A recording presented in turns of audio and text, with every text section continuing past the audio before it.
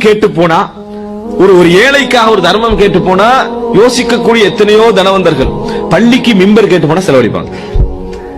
பள்ளிக்கு மிம்பர் ஏன்? அது உலகமே கேட்கும். மிம்பர் மாத்திட்டீங்க, ஆமா ஆஜியார் தான் அப்படி என்று அது வந்துரு. ஏன்னா உலகம் கேக்கு. இவனுக்கு ஓலை வீட்டுக்கு ஒரு கூரை போட்டு கொடுத்தா, அவனுக்கு ஒரு பாத்ரூம் கட்டி கொடுத்தா கேட்கறதுக்கு யார் நிப்பான்?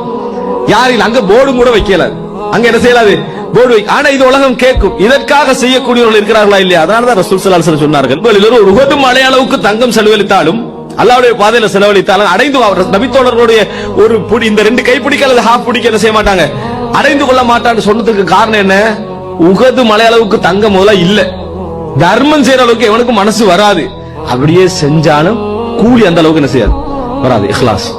எனவே அன்புள்ள சகோதரர்களே, மறுமையிலே இவருடைய இந்த அளவை மாற்றி போடக்கூடிய ஒன்று இதுதான். இந்த உலகத்துல நம்ம யார பெருசாக பார்த்துக் கொண்டிருப்போம் தெரியுமா? நிறைய அமல் செய்யக்கூடியவர்கள், நிறைய நிறைய நிறைய சொல்றோமே, அவர்களைத்தான் நம்ம பெரிதாக பார்த்துக் கொண்டிருப்போம்.